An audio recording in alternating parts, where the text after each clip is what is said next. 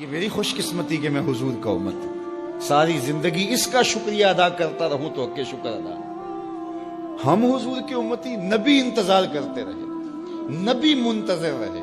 حضرت خلیل اللہ کی بارگاہ میں پکار رہے ہیں، ربنا وابعث فیہم رسولا، مالک رسول بھیج دے۔ کوئی کہتا ہے لیسا بفظ ولا بغلظ، وہ ترشرو نہیں ہوگا، سخت مزاج نہیں ہوگا، ماتھے پہ شکنے لانے والا نہیں ہوگا، وہ پیار بانٹنے والا ہوگا، بس وہ آیا جا رہا ہے۔ حضرت عیسیٰ نے تو نام بھی بتا دیا نا، مبشرا برسول یاتی من بعد اسمہ احمد، لوگوں میں جا رہا ہوں، چلو نام بھی بتا دیتا ہوں، میرے بعد جو آنے والا اس کا نام احمد ہوگا۔ نبی انتظار کرتے رہے، 12 نبیوں نے انتظار کیا حضور کی امت میں ہونے کے لیے، تمنا کی۔ نستورہ راہب انتظار کرتا رہا، بحیرہ راہب انتظار کرتا رہا۔ شب ہجر کی سختیاں کوئی اس سے جا کے پوچھے، تیری راہ تکتے تکتے جسے صبح ہو گئی۔ زندگیاں گزار دی انہوں نے۔ سلمان فارسی کی کہانی سن لو، مجوسی کے بیٹے تھے، حق کی طلب میں نکلے، باپ نے گھر سے نکال دیا، ایک پادری کے پاس جا کے رکے، زندگی بھر اس کی نوکری کی۔ جب اس کا آخری وقت آیا، اس نے کہا میری تدفین کے بعد غموریا چلے جانا، وہاں کا پادری خدا رسیدہ ہے، تجھے اس سے کچھ مل جائے گا۔ کہتے میں وہاں سے غموریا آ گیا، پھر اس پادری کی ساری زندگی خدمت کی۔ جب وہ مرنے لگا تو اس نے کہا کوئی ایسا شخص نہیں ہے جس کے پاس اب میں تجھے بھیجوں، لیکن نبی آخر الزمان کے ظہور کے لمحے آ گئے، تو یہاں سے یثرب چلا جا، وہ اس نبی کی ہجرت گاہ ہوگی، تیری زندگی سنور جائے گی، تو نے بڑی محنت کی ہے، بڑی نوکری کی ہے میری۔ کہتے میں نے اس کو کہا کہیں ایسا نہ ہو میں دھوکہ کھا جو مجھے کوئی نشانی بتا دو۔ اس نے کہا 3 نشانیاں، ایک صدقہ نہیں لے گا، دوسرا ہدیہ رد نہیں کرے گا، تیسرا 2 کندھوں کے درمیان مہر نبوت ہو۔ کہتے ہیں میں نے اس کی تدفین کی، یثرب کی جانب جاتے ہوئے ایک قافلے میں شامل ہو گیا، انہوں نے مجھے پکڑ کے اپنا غلام بنا لیا، لیکن میرے پہ مہربانی یہ کی کہ مجھے بیچا جا کے مدینے میں۔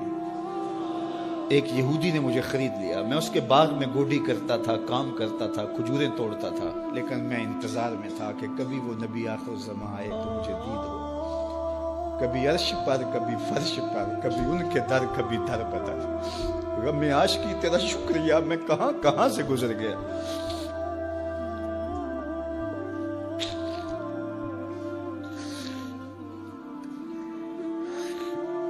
کہتے ہیں ایک دن میں اپنے باغ میں کھجوریں توڑ رہا تھا کہ ہواؤں میں مستی پیدا ہو گئی اور ہر سمت سے طلع البدر علینا کی صدائیں گونجنے لگی۔ میں سمجھ گیا کہ وہ لمحے آ گئے، میں نے چھلانگ لگا دی اور دوڑ پڑا۔ میرے آقا نے سمجھا شاید غلام بھاگ گیا، اس نے دوڑ کے مجھے پکڑ لیا۔ میں نے اس کو کہا کہ میں نوکر تیرا ہی ہوں، لیکن دل نوکر کسی اور کا ہے، میں بھاگوں گا نہیں، مجھے جانے دے۔ میں کچھ کھجوریں لے گیا تھا صدقے کی نیت سے، جا کے حضور کو پیش کی۔ آقا کریم نے فرمایا ہم نبی صدقہ نہیں لیتے۔ کہتے ہیں نشانی ایک پوری ہو گئی، کہتے ہیں کہ میں کچھ دنوں کے بعد اور کھجوریں لے گیا اور میری نیت ہدیہ کی تھی، میں نے پیش کی، حضور نے قبول فرما لی، لیکن میں بھی کہتا تھا تیسری نشانی بھی پوری ہو لے تو پھر مانوں گا، اور وہ کیا تھی؟ 2 کندھوں کے درمیان مہر نبوت۔ کہتے ہیں ایک دن حضور میرے باغ میں آئے اور آقا کریم نے اپنے مبارک کندھے پہ چادر رکھی ہوئی تھی اور چادر کی اوٹ میں مہر نبوت چھپی ہوئی تھی، اور میں پیچھے ہو کے دیکھتا تھا، اور میری آرزو یہ تھی کہ کوئی تیز جھونکا ہوا کا آئے اور چادر ہٹ جائے اور میں مہر نبوت کی زیارت کر لوں۔ حضور میرے ارادہ قلب سے آگاہ ہوئے، فَأَلْقَى إِلَيَّ رِدَاءَهُ، حضور نے چادر اتار کے میری جانب پھینکی اور پھر ایسے رخ کر کے فرمایا انظر الی ما امرت بہ، اس پادری نے جو بتایا تھا دیکھ لے آ کے۔ تو کہا میں نے دیکھا کہ حضور کے کندھوں کے درمیان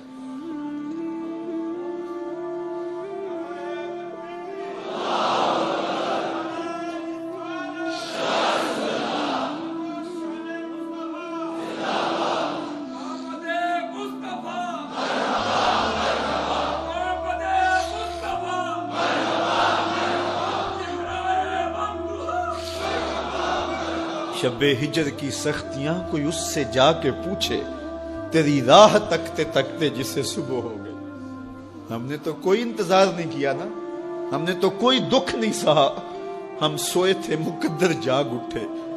ہمارے والد مسجد سے مولوی صاحب کو بلا لائے. انہوں نے کان میں آ کے کہا مبارک ہو تو حضور کا نوکر بن کے آ رہا. میرے والد گرامی ایک شعر جھوم کے پڑھا کرتے تھے, محمد جانے جانا ہے پیغمبر ہو تو ایسا ہو, رسولوں کی بشارت سے مبشر ہو تو ایسا ہو, امر توقیر کا سب کو موکر ہو تو ایسا ہو, کیا ہم کو غلام ان کا مقدر ہو تو ایسا ہو. میں اپنے مقدر پہ قربان نہ جاؤں, آپ اپنے مقدر پہ نثار نہ جائیں. ہمیں وہ نبی ملا جو نبیوں کا نبی. بنو سعد کے مقدر بھی جاگ اٹھے. اللہ اکبر. کیا وہ خوش نصیب وادیاں تھی, کیا وہ خوش بخت پہاڑ تھے بنو سعد کے, جہاں حضور نے زندگی کے ابتدائی سال گزارے. اللہ اکبر. حضرت حلیمہ سعدیہ کہتی ہیں جب میں حضور کو گھر لے گئی تو میرے گھر میں روشنیاں آ گئیں. باقاعدہ عورتوں نے کہا حلیمہ تو اتنی امیر ہو گئی ہے رات کو بھی دیا نہیں بجھاتی. بڑے امیر کبیر گھرانوں میں بھی رات کو لوگ دیا بجھا دیا کرتے ہیں, لیکن تو اتنی ہی امیر ہو گئی ہے کہ رات کو بھی تیرے گھر کا دیا نہیں بجھتا. تو حلیمہ سعدیہ نے کہا آؤ میں تمہیں بتاؤں میرے گھر میں دیا کون سا روشن. باقاعدہ ہم جولیوں کو بلایا, پالنے میں حضور تھے, اشارہ کر کے کہا ما کننا نحتاج الی السراج من یوم اخذناہ. جب سے یہ پیارا گھر آیا ہے میں نے سارے دیے توڑ دیے. دیے کی ضرورت نہ مشعل کی حاجت, عجب روشنی تو نے پائی حلیمہ, بڑی تو نے توقیر پائی حلیمہ, بنی تو محمد کی دائی حلیمہ. کہا ما کننا نحتاج الی السراج من یوم اخذناہ.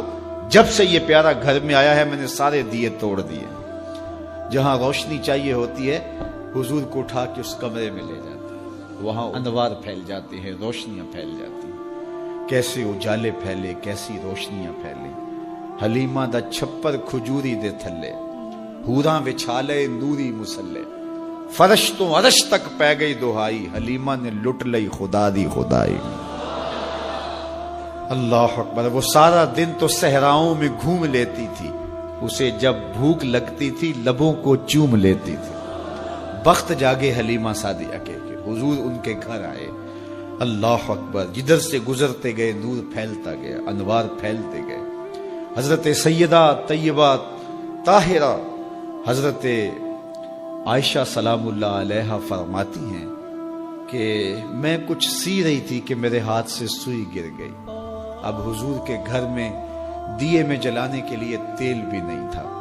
میں پریشان تھی, سوئی گر گئی. اتنے میں حضور تشریف لائے. حضور مسکرائے, کہتی ہے میں نے گمی ہوئی سوئی تلاش کر لی. اللہ اکبر. تو یہ روشنی تھی, یہ انوار تھے.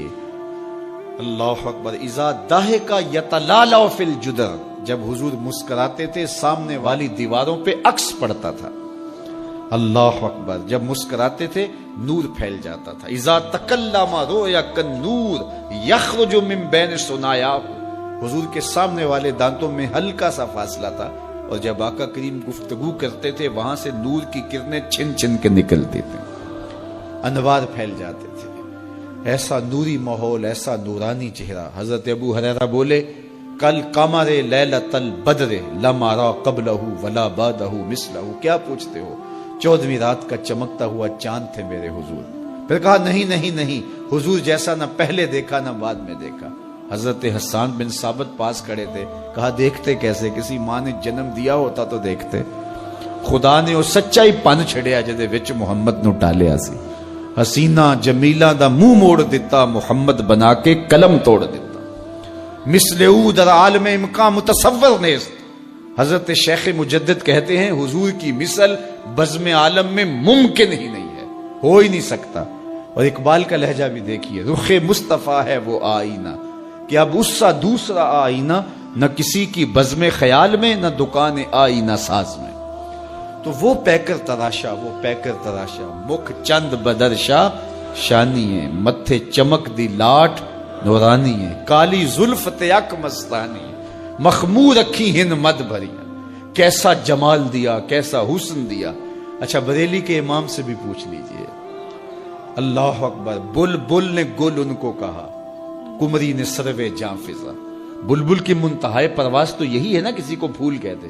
بلبل نے گل ان کو کہا، کمری نے سروے جاں فضا، حیرت نے جھنجھلا کر کہا یہ بھی نہیں وہ بھی نہیں. خورشید تھا کس زور پر، کیا بھر کے چمکا تھا کمر، بے پردہ جب وہ رخ ہوا یہ بھی نہیں وہ بھی نہیں. وہ حسن دیا وہ جمال دیا اللہ نے اپنے